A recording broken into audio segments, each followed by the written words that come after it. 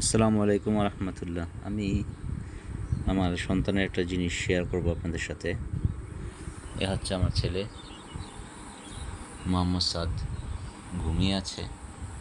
এ হচ্ছে আমার মেয়ে। তো আমার ছেলের প্রায় সময় আমার ওয়াইফের মোবাইলে গেমস খেলে।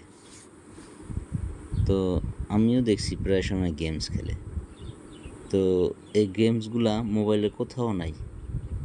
এই মোবাইলে যত ইনস্টল অ্যাপস আছে এখানে, সমস্ত অ্যাপসগুলো এখানে, মানে এখান থেকে শুরু থেকে শেষ পর্যন্ত আপনি চাইলে দেখেন একটা গেমও নাই এটার ভিতরে, এখানেও নাই, এটার ভিতরে এখানেও নাই,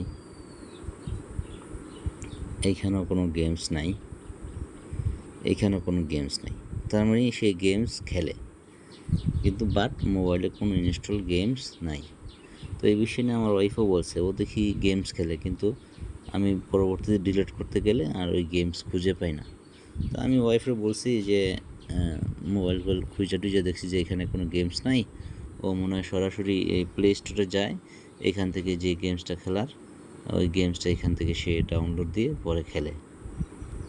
পরবর্তীতে যাই হোক যে কোনোভাবে জানতে পারছি আসলে ওইভাবে না, এই মোবাইলের মধ্যেই সে অনেকগুলা গেমস এক জায়গায় লুকায় রাখে এবং সেখান থেকেই সে গেমসগুলো যখন মন চায় তখন খেলে, যখনই হাতে মোবাইল পায় তখনই খেলে। তো যেহেতু আমি অ্যাপসে এখানে কোথাও খুঁজে পাচ্ছি না, আমি আপনাকে টিপসটা দেখাচ্ছি সে কীভাবে এটা রাখছে। তো এই উইন্ডোজে ঢোকার আগে ডেস্কটপ মানে স্ক্রিনের মধ্যেই গেমস লঞ্চার নামে একটা অ্যাপস আছে, গেম লঞ্চার। তো এটার ভিতরে যখন ঢুকি দেখেন, তারপরে কিন্তু বোঝার সুযোগ নাই যে কোথাও গেমস আছে কি না। এর মধ্যে এই যে মাই গেমস একটা কথা আছে, যদি এই মাই গেমসের ভিতরে ক্লিক করি, এই দেখেন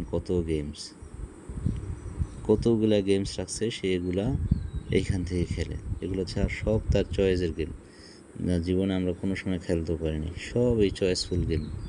এগুলো প্রত্যেকটা গেমই সে খুব ভালো খেলে।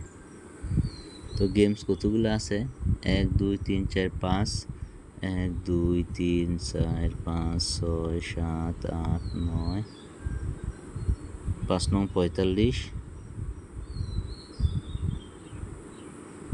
45 আর 4 49টা গেমস আছে। তো এই হচ্ছে ছেলের অবস্থা, অথচ আমরা তো কেউই খুঁজে পাই নাই। 49টা গেমস সেইখানে রাখছে, এ হচ্ছে বিষয়। তো সন্তানদের খেয়াল রাখতে হবে।